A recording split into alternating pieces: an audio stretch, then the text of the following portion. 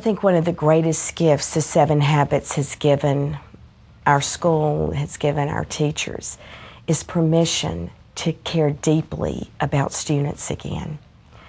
We learned in our work with the 7 Habits the power of relationships, and I will continue to say until the last breath in my body that there's nothing more important than that child connecting with the teacher.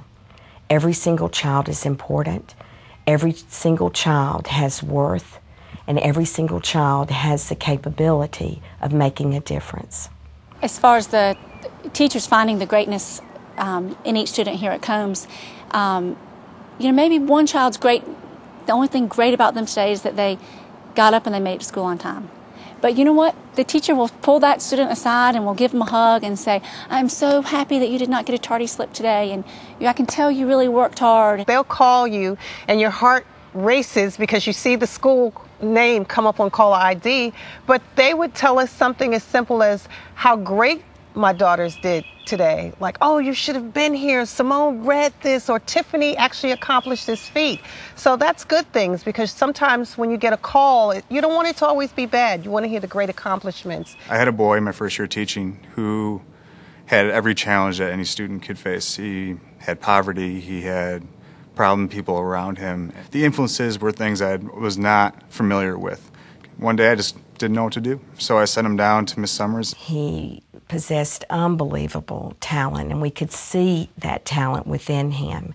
But we also knew that he was very torn. He was torn to do what the members in his community thought that he should do. And he struggled with that. He struggled between knowing the difference between right and wrong. Miss Summers looked at it as a situation for him to step up and take some responsibility in the school, and offered him a role in leadership days. And I thought at first, how could that work? And he came back to my room glowing. He told me about how the responsibility piece was set back on him, and he was given a role to step up and show his skills that he was never given before.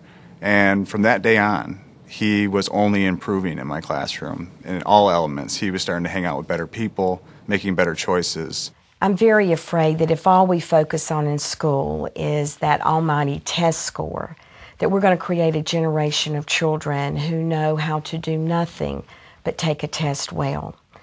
A child's worth should never be defined by a score on a piece of paper. There's so much more to a child than just that score. Mimi felt special last week. She had to get a spatial put in for one of her teeth, and the teacher let her bring in her mold, and they let her give this whole dental explanation with the class. There wasn't time in the lesson plan for for dental hygiene. That was 2 months ago during Dental Hygiene Month.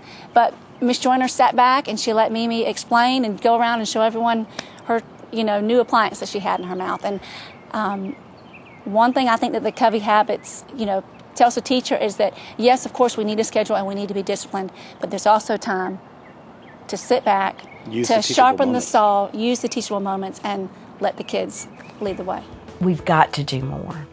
The goals of the 21st century learner are demanding that we look at children through a different lens, that we shift our paradigms, and that we start to teach in the world in which they now live, not in the world in which we lived in, but the world in which our children live in.